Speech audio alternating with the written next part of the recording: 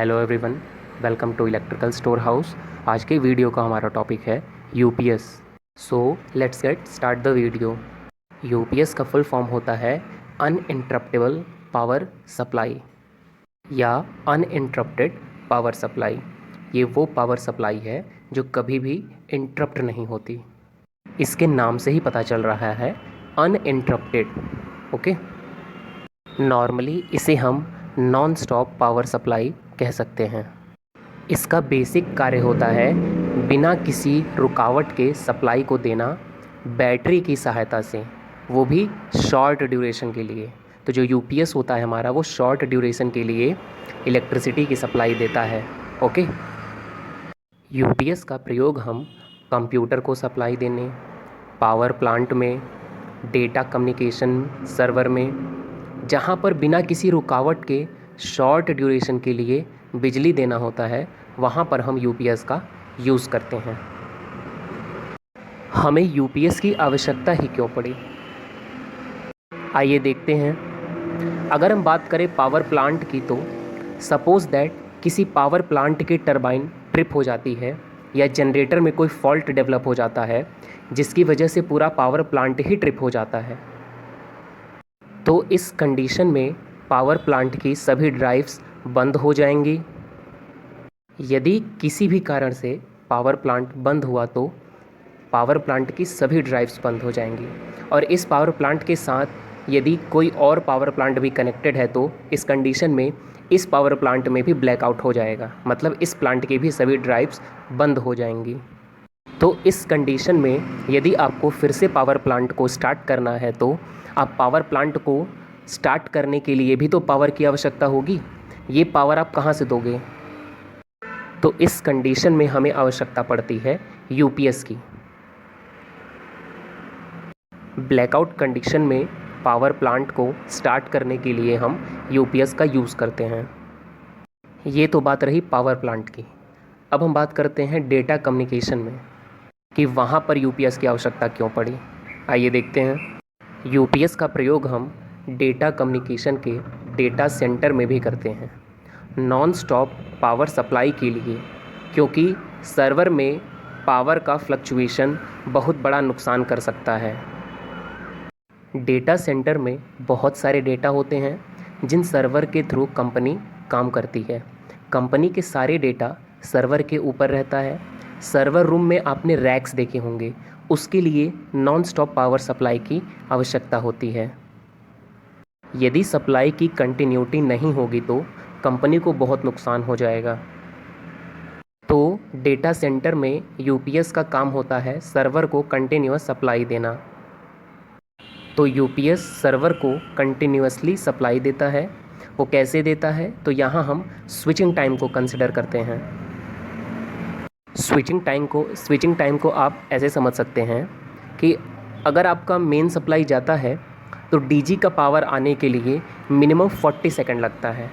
मतलब डीजी को backup power देने में मिनिमम 40 सेकंड लगता है। ये जो हमारा सर्वर होता है उसे हम 40 सेकंड तक भी बंद नहीं कर सकते हैं। यदि 40 सेकंड भी बंद हुआ तो बहुत बड़ा नुकसान हो जाएगा। इसलिए हम यूपीएस का यूज़ करते हैं, क्योंकि UPS switches in 0.03 millisecond when power from mains cut off। इसका मतलब है जैसे डीजी को बैकअप पावर देने में 40 सेकंड लगता है, वैसे यूपीएस को बैकअप पावर देने में 0.03 मिलीसेकंड लगता है। यूपीएस का स्विचिंग टाइम बहुत फ्रीक्वेंट होता है, मतलब बहुत फास्ट होता है, जिससे सर्वर को तुरंत सप्लाई मिल जाता है। सर्वर को पता ही नहीं चलता कि मेन कट ऑफ हुआ था। आफ्टर 40 सेकेंड जब डीजी सप्लाई देने लगता है तो हम डीजी से कनेक्ट कर देते हैं। ओके, तो इस तरह से हम डेटा कम्युनिकेशन में यूपीएस का यूज़ करते हैं। अगर हम बात करें यूपीएस के रोल की, तो यूपीएस नॉइज़ को रिमूव करता है, हार्मोनिक डिस्टॉर्शन को कम करता है, यूपीएस वोल्टेज स्पाइक्स को रिमूव करके वोल्टेज को स्मूथ करता है। ये सब यूपीएस के काम हैं। अब हम बात करते हैं टाइप्स ऑफ यूपीएस के। तो पहला टाइप है इसका ऑफलाइन यूपीएस, जिसे हम स्टैंड बाई ऑफलाइन यूपीएस भी कहते हैं। दूसरा है ऑनलाइन यूपीएस, इसे हम डबल कन्वर्जन ऑनलाइन यूपीएस भी कहते हैं। और तीसरा है लाइन इंटरैक्टिव यूपीएस। ये 3 इसके बेसिक टाइप्स हैं। ऑफलाइन यूपीएस का ब्लॉक डायग्राम आप देख सकते हैं। ऑफलाइन यूपीएस में 2 पाथ होते हैं, एक पाथ ये होता है और दूसरा पाथ ये होता है। तो सबसे पहले हम बात करते हैं इस पाथ के बारे में।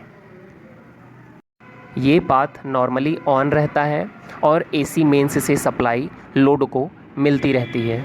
सबसे पहले एसी हमारा सर्ज सप्रेसर में एंटर करता है। सर्ज सप्रेसर एक प्रकार का स्पाइक प्रोटेक्टर होता है जो स्पाइक्स को कम करता है। जो हमारा साइनसॉइडल वेव होता है उसमें जो स्पाइक्स होती हैं उनको रिमूव करता है। उसके बाद हमारा जो मेंस होता है वो फिल्टर में जाता है। फिल्टर क्या करता है? अनवांटेड सिग्नल्स को फिल्टर करता है। उसके बाद ट्रांसफ़र स्विच से होता हुआ लोड को सप्लाई मिल जाता है। जब तक मेंस से सप्लाई आती रहेगी तब तक ये पाथ फॉलो होता है। अब हम बात करते हैं इस पाथ के बारे में। ये पाथ तब फॉलो होता है जब सप्लाई फेल हो जाती है। तो सबसे पहले जो हमारा एसी मेंस होता है वो कहाँ आता है? रेक्टिफायर में। रेक्टिफायर क्या करता है? एसी को डीसी में कन्वर्ट करता है। इसके बाद लगा है बैटरी जो कि डीसी से चार्ज होता है। उसके बाद जो डीसी बैटरी से निकलता है वो जाता है इन्वर्टर में। इन्वर्टर क्या करता है? डीसी को एसी में चेंज करता है, क्योंकि जो लोड लगा हुआ है वो तो एसी लोड्स है ना। फिर यहाँ से जो एसी सप्लाई निकलती है वो डायरेक्ट हमारा लोड को चली जाती है और ये जो ट्रांसफ़र स्विच होता है वो अब इस साइड को कनेक्ट हो जाता है। ओके, इस डायग्राम से आप डिटेल्स में समझ सकते हैं। जब एसी मेंस से सप्लाई आती रहती है तो ये पाथ फॉलो होता है, मतलब नॉर्मली ऑन रहता है।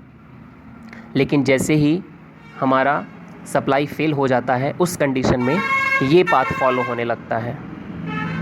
ज़्यादातर ऑफलाइन यूपीएस का प्रयोग हम कंप्यूटर के साथ करते हैं। अब हम बात करते हैं ऑनलाइन यूपीएस के बारे में। ऑनलाइन यूपीएस में क्या होता है कि इसमें चाहे सप्लाई आ रही हो या ना आ रही हो, हमेशा जो सप्लाई लोड को मिल रही होती है वो बैटरी के थ्रू मिल रही होती है। इससे सप्लाई की कंटिन्यूटी बनी रहती है, जैसा कि आप डायग्राम में देख सकते हैं। यहाँ एसी मेंस हमारा सबसे पहले रेक्टिफायर में आता है। रेक्टिफायर क्या करता है? एसी को डीसी में कन्वर्ट करता है। उसके बाद जो बैटरी होती है हमारी वो चार्ज होती है, क्योंकि बैटरी हमारा डीसी को स्टोर करता है। उसके बाद जो यहाँ से डीसी निकलता है वो इन्वर्टर में जाता है। इन्वर्टर क्या करता है? डीसी को एसी में कन्वर्ट करता है और उसके बाद ये हमारा लोड को मिल जाता है, मतलब लोड को सप्लाई मिल जाता है। During repairing and maintenance static bypass switch का यूज़ करते हैं हम। यदि किसी कारण से यहाँ पर कोई फॉल्ट डेवलप हो जाता है उस कंडीशन में लोड को डायरेक्ट सप्लाई यहाँ से मिलने लगती है। ओके, इस ब्लॉक डायग्राम से आप डिटेल में समझ सकते हैं।